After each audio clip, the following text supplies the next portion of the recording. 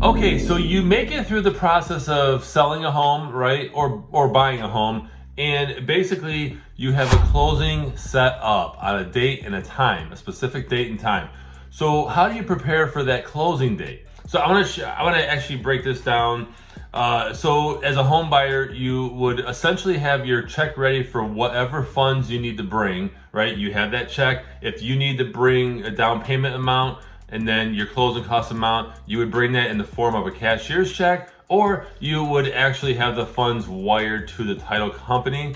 But that is the big difference between the buying side and the seller side. The seller side, at closing, you walk away with your proceeds if you earned anything on your home sale. Now, generally speaking, how to prepare for a closing day? Well, you want to request a change of address with the post service. Now, this is if you are actually giving keys at closing. It would be different if you were giving keys after you are closed on your home, and if you're a seller, you close on your home and you stay in the home for a certain amount of period. These are things you would do before you give the keys to the new owner, okay? So you would request a change of address with the postal service. You would gather information about your home to give to the new owner. Any home warranties, right? Lifetime warranty for the roof, for any basement leaks you had fixed, whatever the case is, you want to make it easy. Appliance documents, right? Although you can find that online nowadays. But any documentation that you can leave with the new owner is definitely helpful, and put it somewhere where they can access it, like on the kitchen counter, somewhere easy. Don't make them search for this stuff, okay? Contact utility companies to schedule disconnect dates. If you know you're closing on Friday, you want to call in advance and have your gas and energy companies actually disconnect the service. Now, many times the home buyer will also call and it will just transfer over seamlessly. However, it's your job to make sure that you disconnect or schedule service on a home, whether you're on the buying side, which you would schedule to have it started right on the closing date. And if you're a home seller, you would have your energy, your utilities disconnected on closing date. Okay, so it should again move, transfer seamlessly many times.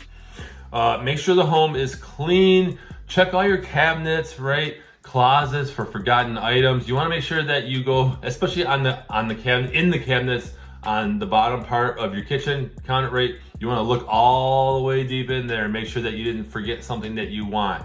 Okay, check your cabinets, check your closets, check any secret compartments your house has, your garage, attic, wherever it is. Just check to make sure you're not leaving things behind.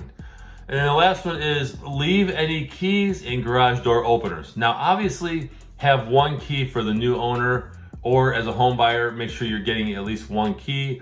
But if you're a home seller, leave the keys, except for one, on the counter in the kitchen. Leave garage door openers on the counter. Don't bring them to closing. You could do that, but that's just one more thing you got to worry about, and you're gonna be focused on other things. So just leave it on the counter.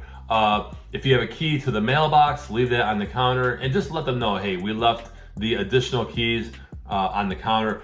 Most of the time, people who are selling a home, they have multiple copies of a key, which, by the way, I recommend if you're buying a home, a used home, not a new home, but a used home, to actually have the door locks changed or the door handles changed, whatever gets you new keys, because you never know who has a copy of the house key. You never know. They give it to some uncle, right?